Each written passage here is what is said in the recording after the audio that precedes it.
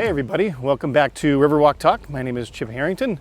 I started this podcast a couple months ago. Actually, I started in the middle of winter time, and I've been through snow, I've been through rain, and today it's 100 degrees out with the index being about 100 and something else. So I'm crazy, and the person I'm talking to today is apparently crazy too, because we're both out here doing this. One thing I've always been really intrigued about is kind of our local media landscape and how things have evolved. I've been in Ludlow for 56 years, and it was always Channel 22, Channel 40, then we had, Channel 3 out of Hartford, then Boston channels came in, I'm going back to the 60s and 70s now, and then in the 80s, it was really 22 and 40. And some of the people who work there over the years have been there for a long time. And the individual we're going to talk to today has been kind of, you've all woken up next to him because he's been on TV in the morning for many, many years. And back in his early career, you went to bed with him when he was doing the sports casting. And that is, today, my guest is Mr. Rich Tettemer. How are you, Rich? Chip, how are you? I'm going to come over to you. We're going to walk on the sidewalk here. You can go to my left here. Okay. Nice to see you. Thanks you as well. Thanks for coming out. I My appreciate pleasure. it. Hottest day of the year. I so just no said problem. we just drove up here, and there's literally not a soul on the Riverwalk because nobody's insane enough to do this. So, but it's fine though. Not it's bad. a short walk. It's 1.1 miles down to the clock tower. And this is your first time being up here, right? It sure is, yeah. I know I've done tons of stories about this, but haven't been here in person, so this is the first time. And you're here now, so welcome to Ludlow. So let's pleasure. Let's get started here. Sure. So as kind of the top of the show, I was just talking about how I've always been really, fascinated with the kind of our local media landscape. Channel 22 that you're a staple at, we're a staple at, since 1988, right? You started over there? April 18th, 1988. It was a Marathon Monday. Yes, it was Patriots Day. You had Marathon Monday. You had a Red Sox game. Yeah, all that. I had no idea what I was getting myself into because I had been a weekend sports anchor before that in Joplin, Missouri. Yeah. And at that time, we only had a 10 o'clock show on the weekend. So I had like an entire day to get ready for a 10 o'clock show at night.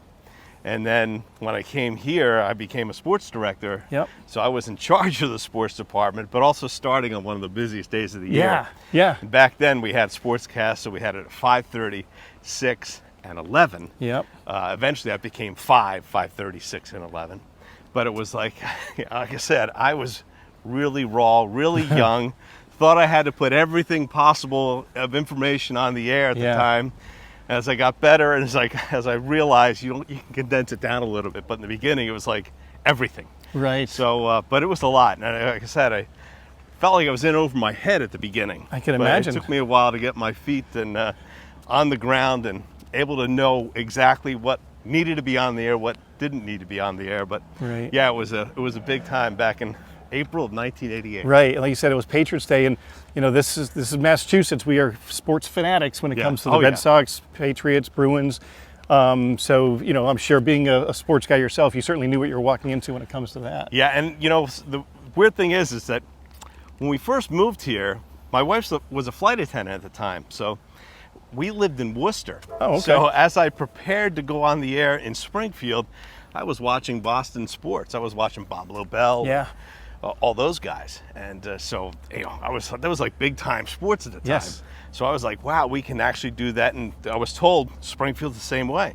We do sports big time. So, like I said, it was a lot to start off with. It was amazing. A great chance to be in New England and to cover all sorts of sports. But I remember the very first day I was on the air, not only with the Red Sox and with the Marathon, we had boys lacrosse. It was Minnechaug against Long Meadow. Of course, like, wow, the two powerhouses. Yeah, exactly. Right. Oh so, my gosh. Yeah. So it was, and then obviously the emphasis was always on local sports for a local TV station. Yeah. But we did get a chance to always do, like the Red Sox and the Bruins and the Celtics and the Patriots. Of course, at the time the Patriots weren't very good. Right. That all changed, obviously, in 20 years. But yeah, it took thank a while. God. Yeah. So I definitely want to get into the weeds on that and kind of learning more about your process. But where you're not born and raised here, so where are you from originally? I grew up outside of Philadelphia. Okay. Became a big Phillies fan and all the Philadelphia sports teams. And when I was a kid, like most kids, I wanted to be a Major League Baseball player. That was the first thing way back when. Right. And then I realized, I'm not going to make the majors. I could barely make my high school team. So I thought, what else could I do? And I remember hearing a broadcast one time from a radio disc jockey in Pennsylvania. His name was High Lit, and he said, pick something that you're really interested in for a career, something that you can always say, man, that's a lot of fun, where you're not saying, oh my gosh, I gotta go to work today. Stuck in a cubicle, yep. Exactly. Pick something that you're really interested in. And I thought, I was like, that's great advice. And I'm doing this as a kid now. And my dad had been he was an aspiring sports writer when he was a kid. Okay. And he went to school, he went to Temple University and majored in journalism. And his idea was to become a sports writer. This is back in the early 1940s. Mm-hmm.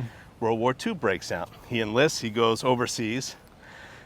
And he met my mom in England. Okay. She was a war bride. And so he came back after the war's over, came back and started a family. And he had a chance to be a sports writer, like in some little paper in Maine. Oh, wow. But it just was not enough money to support a family. Sure. So he had to, forego on that dream. Yeah. He got into retail, and he was in retail for the rest of his life. Mm-hmm. He used to tell me that story, and I thought, that's a pretty good idea. Maybe I could talk about sports and get paid for it. Right. Especially baseball. And so by this time, it's the 1980s, 70s, late 70s, early 80s. And I thought, I'll become a sportscaster as opposed to a sports writer, be on TV, and maybe I could, be a baseball play-by-play announcer someday. That's what I wanted to do. So that's how I got into sportscasting. So I went to the University of South Florida. It's in Tampa. Yep. I had heard they had a really good communications setup, and so that's where I went. And I accidentally was in the right spot at the right time so many times in my career. And here's one of them. They had like an internship program at the local NBC affiliate, and I had applied. So did so many other kids at school. And I did not make the cut. And a friend of mine, a girl, she did. Mm-hmm. But she was afraid to go down to this TV station by herself. Mm-hmm. So I said, I'll go down with you. I'll hold your hand while you go, so everything's going to be fine. Don't be worried about it. Yep. And so I took her down to this TV station. And we're sitting in the lobby. Like I said, I had no prospects here. I'm not going to be an intern. But the lady who runs the internship program comes in the lobby and goes, okay, you two, come with me. Okay. And so I'm like, okay. Okay. And I walk in the newsroom. She sits us down and she asks Kathy, what would you like to be in? She goes, I'd like to be in news. And she goes, and what would you like to be in, Rich? And I go, I'd like to be in sports. Boom. We're all of a sudden up in You're like, you didn't tell, I'm just driving her here. Exactly. I really have no idea why I'm here. So all of a sudden I get to be in the sports department. Oh my God. Yeah. And so I got to know the sports guys, and I used to go out on stories with them all the time. And I was able to eventually learn how to edit, to shoot, to do stuff that you would need to do to be in sports.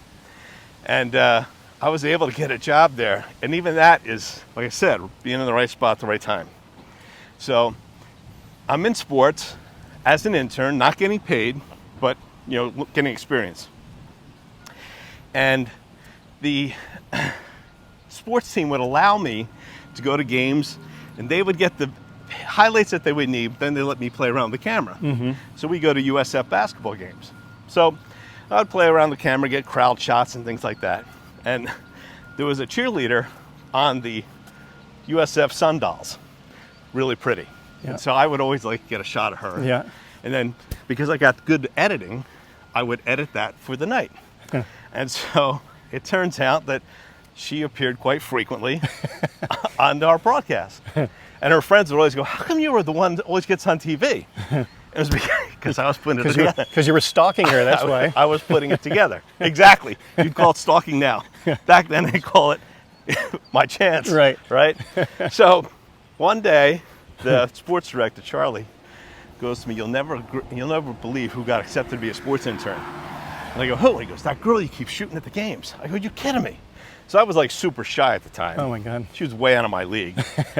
And she came to the sports department. And even then I was still afraid to talk to her. But the Super Bowl was happening in Tampa in 1984. And the station hired me for that month, because my internship ended in December. They hired me for that month to help out with the sports department and any kind of story they had. One of them was obviously with the Super Bowl coming up. Yep.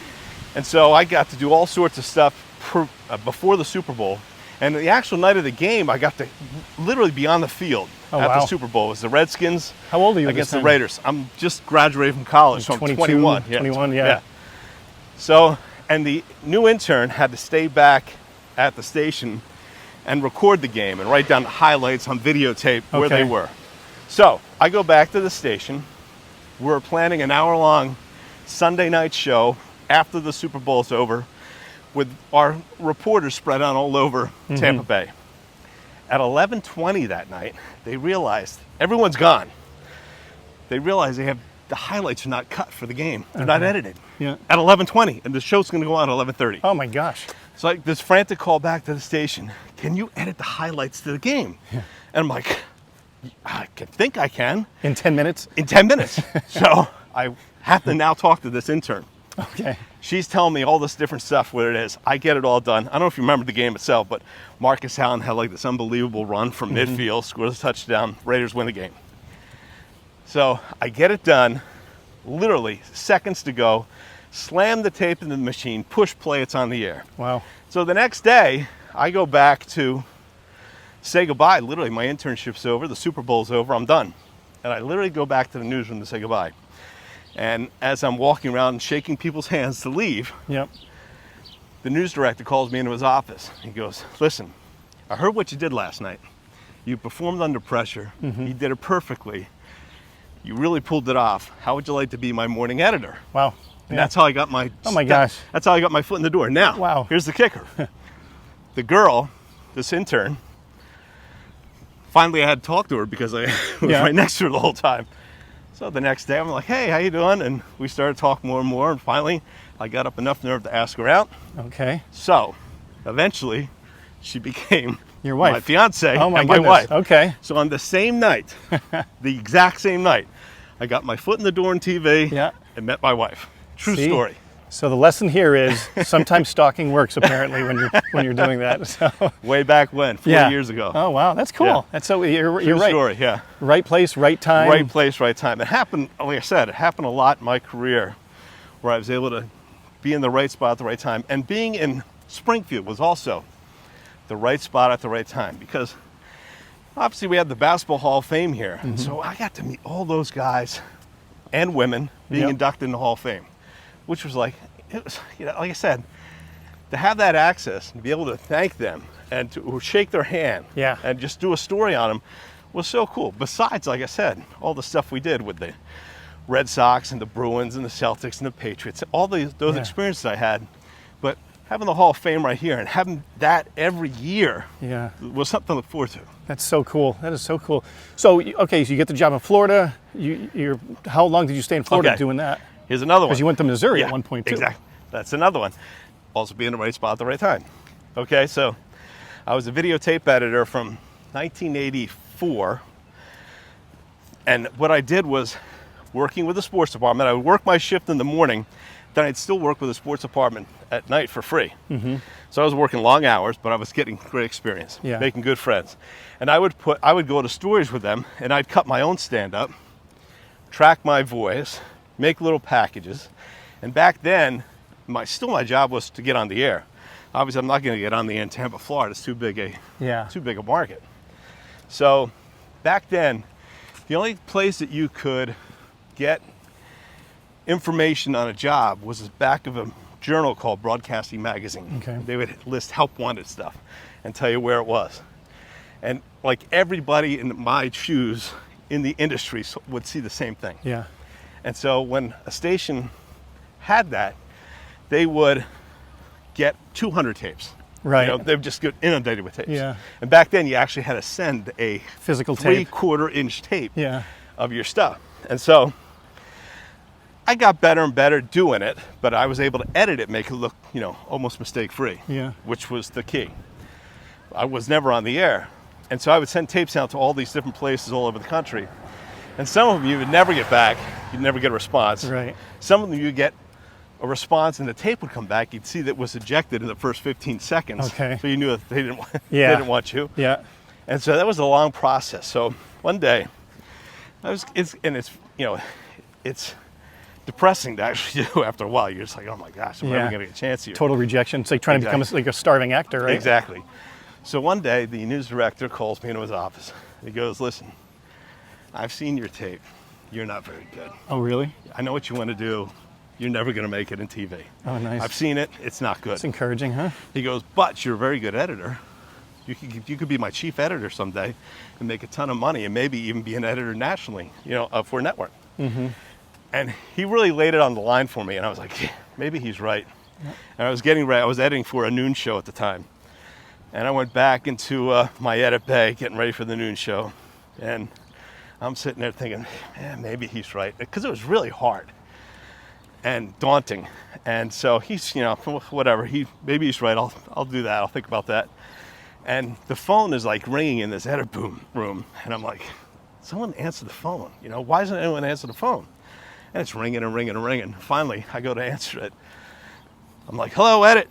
And the voice on the other end says, I'm looking for Rich Tettemer. Mm-hmm. And I go, this is Rich Tettemer. He goes, you're a hard man to get in touch with. My name is John Morovich. Mm-hmm. I'm the news director at KODE in Joplin, Missouri. I really love your tape. Wow. This is the first person to ever say that. Right. This is immediately after my news director told me it was terrible. Right. So it was on a Friday. He goes, I want you here for an interview on Monday. So I called in sick to Tampa on Monday, flew to Joplin, did the interview. They had gotten over 200 tapes. I was the last of 3 that were interviewed. And when I got done the interview, I was like, I don't know. I flew back. By the time I got back, there was a voicemail on my home phone. It was Morovich saying, we'd like to hire you. Wow. Weekend sports anchor. Yeah. So that's literally how I got there in Joplin. I was there in Joplin for a year and a half, really worked on my trade. Like I said, I was a sports reporter 3 days a week, and photographer and editor and everything else, and then anchored on Saturdays and Sundays. Does that footage still exist of your first time ever on the air? I think somewhere I might have a VHS copy. Oh, that's funny. Buried in my basement somewhere. You must look like a 22-year-old, right? Oh, yeah. Scared out of his pants exactly. to do a thing and the weekend. The thing is, in Joplin, it wasn't much money at all. Yeah. If I tell you what, I started at $15,600 yeah. in Joplin. But like what, 1985 or something like that? It was 86. 86, yeah. And so I was losing money and losing weight in Joplin because I was so nervous about being on the air. Were you married at this time? No, not yet. I didn't get married to 87. Okay. And then we moved here in 88. So, I was losing weight and losing money. But I was getting a little better at my craft. So then I start the whole process over again about sending tapes out. Same kind of thing. I sent the tape to Springfield, Massachusetts. I didn't know anything about Springfield other than the Basketball Hall of Fame was here. Right. That was it. Yeah. And so, same kind of thing. But all of a sudden, out of nowhere, after getting tons of rejection, Keith Silver's on the phone with me. He goes, hey, I really like your tape. That's Keith. That's the voice, impression of Keith. Yeah, nice guy. Longtime news director, longtime reporter in Springfield. And he goes, I want to see last night's tape. Because he thought, people send a resume tape, they send their best stuff. And this is on a Tuesday. And I go, you mean Sunday night? He goes, no, I want last night's. I go, well, I'm only a weekend anchor. And he goes, you're a weekend anchor? Yeah. And I was like, yeah. He goes, okay, send that tape. And I was like, that was going to be my next resume tape. Okay. Literally, it was like a perfect. Oh, wow. Cast. So when I sent that, I'm like, I got a good chance here. And I had like this funny thing in. It was right during the 1988 Olympics. And you ever see that little bubble top hockey table game? Yeah. Oh, yeah. Right? So it was the USA versus Russia. Yep. And I think the USA got beat by Russia in the 88 Olympics. This is, of course, like 8 years after the Miracle on Ice. Right. So I took that hockey game, took video of it, with the little guys moving around, put my voice on it, and then had Al Michaels say, do you believe in miracles, with a goal being scored? Yeah. And that was like a funny thing. It was like 30 seconds long, but it was pretty funny. And I was like, that was what I was going to send to Springfield. And they absolutely loved that piece of video. That was what got me a job. Yeah, well, it's a creative way of getting your name out there. Yeah. And it was by total accident. Wow. That was the one that was sent. Yeah. And that's how I got the job. And I actually was offered, it was a weekend sports anchor when I first got. Oh, okay. So it wasn't sports director right away? No, it wasn't. Oh, okay. John Dutzman had left. He had been a very popular sportscaster for a couple of years. This is after Raleigh Jacobs had left too. Raleigh Jacobs left in like 84. John Dutzman was there. And then he had left. And so the idea was going to be a weekend sports anchor job. And then once I did the interview and went back home to Joplin, they called me back up and said, we'd like to hire you. We'd like you to be sports director. Okay. And I was like, wow, really? Yeah. So that was how I made the move to Springfield. Wow. From Joplin. That's so interesting. And I bet, I've talked to Bax before from, Bax and Nagel. Anybody in that kind of radio, TV world has kind of, it's like you said, it's kind of like being a starving actor. You're kind of like, you have this dream, but you just never know if it's going to be achieved in some way. And you're moving around, you're hoping. But I mean, at the time, single guy, no children. So that's when you got to take those chances, right? Exactly. Which eventually also brings me to another story, was that single guy, eventually, before we got here, we got married, Valerie and I, and which was 87. We moved here in 88. And my plan was, as you've seen many times before in local TV, these people are here for 3 years and they're gone. Right. 2 years and they're gone. That was my plan. I thought, stepping stone, get into a bigger market. A couple of years and I'll be out. Yep. Her idea was that we'd move to Tampa someday. I had hoped to someday move into Philadelphia, because that's where I grew up. Yeah. So as I was, working on that craft and doing all that, we started to have kids in the 90s. And I actually had, there was a Super Bowl in New Orleans, the Patriots and the Green Bay Packers. Oh yeah, I remember it well. It was January of 97. Yeah. And when I was down there, the station that I used to work for in Tampa asked me to do a live shot, because there have been some Tampa Bay Buccaneers that were on both teams, and also Ray Perkins, former coach with Tampa, was like an assistant coach with Parcells. So they wanted me to do a live shot. And I was like, wow, here's my chance. Impress the people I used to work for, maybe get a job in Tampa. And I could not have done that live shot any better than I did. Okay. I mean, I was perfect. And it's not hard to do. I mean, it's hard to do when there's so much pressure on the line. Yeah. And I bantered back with the sportscaster back in Tampa, laughed, and we had a really good live shot. And I thought, well, maybe that's going to impress enough people that I could get a job there. Well, then I found out that the job that I would have been getting was like half of what I was making in Springfield. Oh, really? Yeah. Interesting, because that's a much bigger market now. Exactly. Right. So I was like, what? And we already had one child, one on the way. Yeah. And I was like, do I really want to yeah. yank my family out? Start to over go, again. Where am I going to live? Yeah. It was barely enough to live on. Oh, wow. Yeah. So I was like, well, I can't really pursue that. And it's funny, too, when I was cleaning out my desk as I retired, I found some old resume tapes. I realized, I was looking at the dates on them. I literally stopped sending resume tapes out in 1997. Oh. So around wow. the same time, yeah. when I said, this is not bad. Yeah. And plus, like I said, we were having kids, and they were involved in school. They had friends. They were doing well in sports. Why yank them out and go to Wichita, Kansas, just because I have an ego? It made no sense. Yeah. So instead, we were here, and this became our home. And I said we have 3 kids, Ryan, Molly, and Rory, and they're doing fantastic. So it worked out well. We're a stable household. And here's the kicker: is that my oldest son Ryan, he's in tech sales. He lives in South Weymouth. My daughter Molly is a professional engineer. She lives in Dedham. Okay. My son Rory heard my story that I used to tell about my dad. And I also told him someday I want to be a play-by-play announcer. Yep. He is a play-by-play announcer in Kentucky. Oh, okay. With the Florence Yawls, and he's in his 2nd season as the #1 play-by-play guy. Yep. So his dream is carried from, not only from me, but also from my dad. Father. Because I watched your last show on 22. Your son is the one that kind of edited and put that whole thing together with his voice. That came out of nowhere. Let's go here in the shade. That came out of nowhere. Here's another funny story about that, is that because I was the veteran newscaster for so long, I would do like the goodbye pieces, or I would do the obit pieces of people who passed away. So as it's getting closer to my retirement, Kara, who's an executive producer, assistant news director, she'd come up to me and said, listen, we don't have anybody else to do it. You're the guy. Yeah. What do you think we should do? And I'm like, don't worry about it. I don't need anything big. Don't bother. Just take it easy. Don't worry about it. Not a big deal. And so I went home that night and told my wife. She goes, what? Yeah. you deserve a video. Yeah. I can't believe that. So, unbeknownst to me, she got in touch with Kara and they began working together. Okay. And my wife Valerie, because my son Rory's in the middle of his baseball season, he Yeah. couldn't come. Yeah. So my wife Valerie was the one who thought, how can Rory get involved? Maybe he could do the story. Yeah. And Kara was like, yeah, all for it. Now, he literally wrote that in Kentucky, voiced it there, Yeah. sent it by email to Kara, and then Mike, who was our chief photographer and a great editor, he found all the video to match what Rory had said. Rory wrote it without having any idea what we Oh, had. so And interesting. I personally hadn't saved anything. Right. I literally, and like I said, since 1997, hadn't Yeah. saved a thing. So it was like, Wow. to see that on the air and to hear my son's voice, Yeah.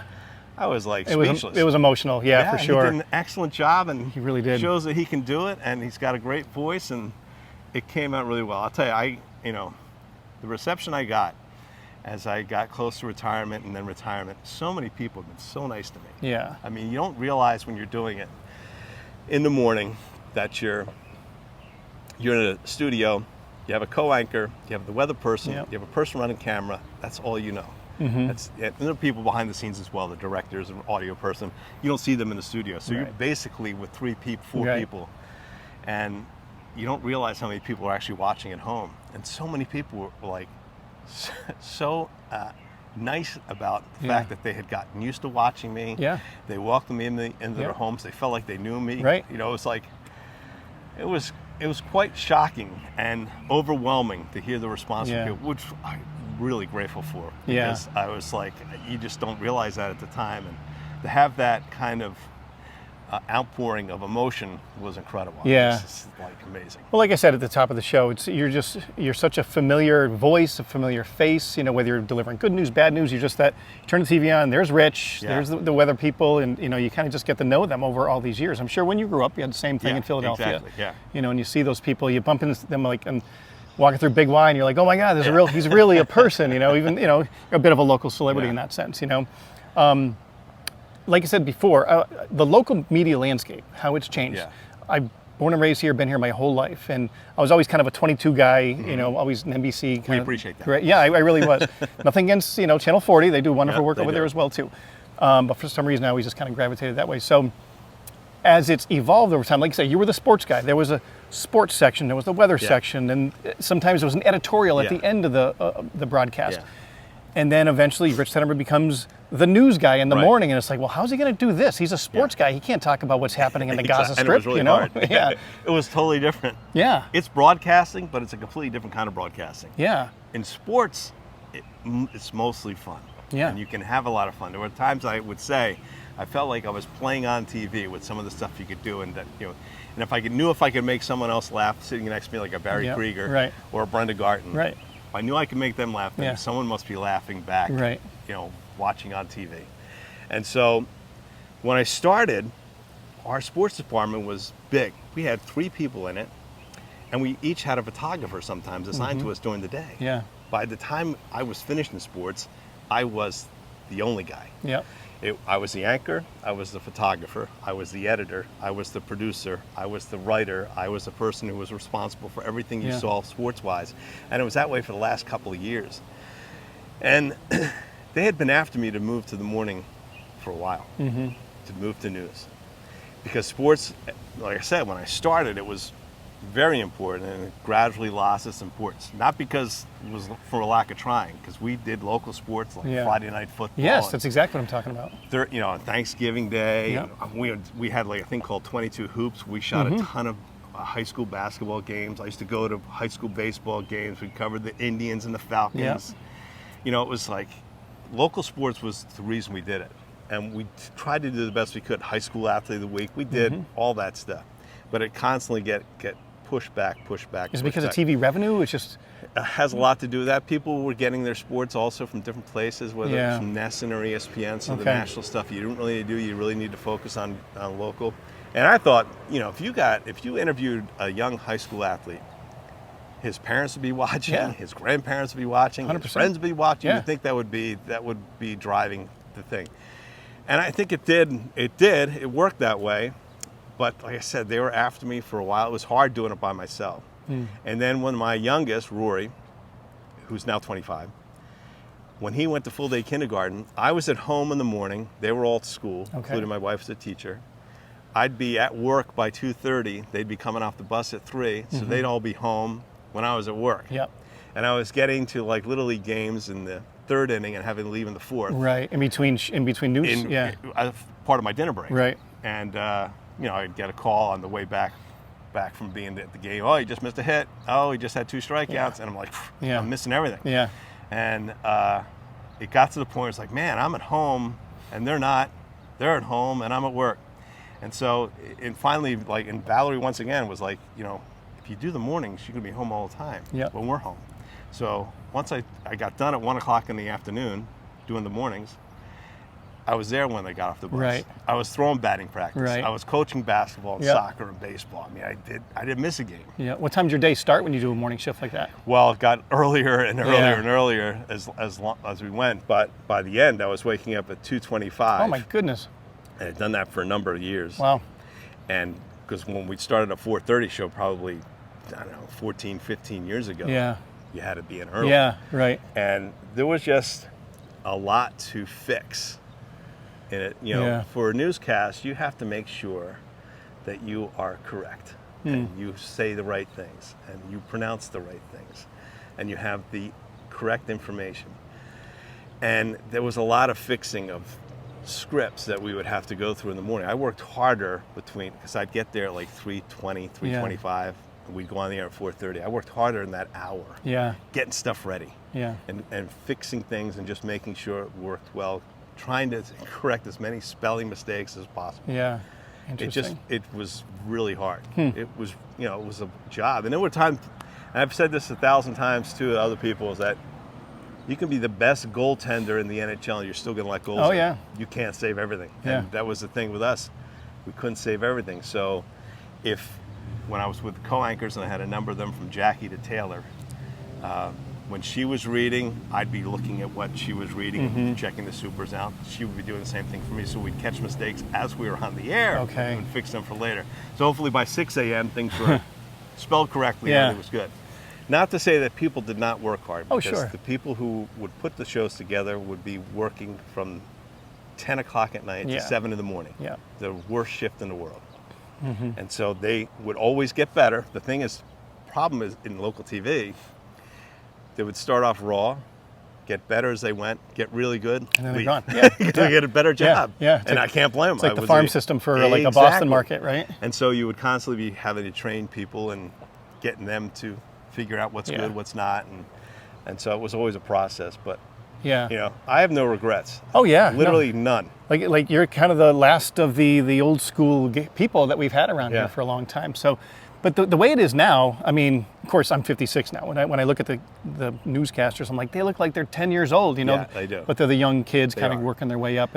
But do you think there's always going to be a local media market? Because social media has impacted this stuff It's quite a changing bit. all the time. Yeah. It's changing right through with me retiring. They're making changes right Yeah. now. So they're doing more stuff on social media. They have Yeah. the 22 News Plus app, so you can literally go to it. It's like video on demand, Yeah. so you can get all the newscasts. You can get stuff that's off the news, anchors talking about different things. Mm-hmm. So it's like a channel that you get through an app, and it's brand new. I mean, it's like literally just starting out, but apparently it's doing really well. Yeah. So I've always known that eventually TV news would be video on demand. Yeah. Because you get on your phone, you're constantly getting Right. updates. You're constantly getting Right. stuff, even local stuff, Yeah. besides the national things. So by the time the nightly news comes on, you've probably seen it. Right. The thing is, it's also like with newspapers. When everybody used to read the newspaper when we were kids. Mm-hmm. You get a newspaper, you read it. And now the newspapers have come, they're more on websites now. They're not in your face, so you don't see every story. Yep. You Right. see the ones you think about, the ones that catch your eye. Right. But it's not like you go clicking through on a website, you go clicking on every story. Right. It's just a couple different ones that you see. Whereas with a newspaper, you were like, you were little like bit of- checking each page out. Yeah, a little bit of So everything. it's a little different in that regard. I mean, it's the way times are, and Yeah. you got to move along that way. But it could be, I guess, dangerous in a sense, right? Because if you go on and you click on a story, that algorithm picks up, oh, this person likes this Exactly. stuff. And so- Now you get more and more of that, so now you're living in a vacuum where you think, only- well, everybody agrees with me now. Exactly. So now we got this crazy left, crazy right, and Well, we're not going to and talk that's- politics today. Yeah, and not talk politics, but that's the thing about social media. Yeah. As great as it is, it gives the voice to some people Yeah. who, Yeah. not to say they don't deserve it, but they have opinions that Yeah. you would never be exposed to. Yep. And that includes everything. That includes terrorism. Right. I mean, you would never be exposed to that if it wasn't for that. And Yeah. it's a click away. And they're right into your And it's scary. bedroom, into your kitchen, they're right into Exactly. everywhere. And it's these short bursts, and I'm sure like 2240, all you guys are going to these apps. You know, the attention span of maybe this next generation is a 3 to 5 minute window of Exactly. opportunity to kind of get Yeah. them and tell the Yeah, story. Exactly. Yeah. So I said it's changing all the time. I was one of the last people who liked paper scripts. I like to Yeah. see the script in my hand, not just totally reading off a prompter, because you can only see on a teleprompter, you only see what's in a screen this Yeah, big. right. You can only see what's coming next. Whereas a paper script, you would see, even though you're reading up here, you knew it was down here. And I could make little notations on the script to know exactly Right. when to emphasize things, when to underline things, when to change things Yeah. to make it sound a little better. So I was one of the last people to actually Yeah. use a paper script. Is Anchorman your favorite movie of all time? No, you know what it is? And it's funny you say that. Broadcast news, I don't know if you Oh, remember, yeah, with yeah. William Hurt. Yes. Yeah. That was really true to Well, life. that's a legit movie about. Exactly. Yeah. And it was, in fact, when that time that I was running the tape into the machine, Yeah. it was like that. Right. I was running, Yeah. slammed the tape in, push play, Yeah. it was on the air like that. Okay. But So that is a Anchorman's true story. But Anchorman's pretty awesome Yeah, it's too. very funny. Totally awesome. funny movie, yeah. Yeah. Yeah.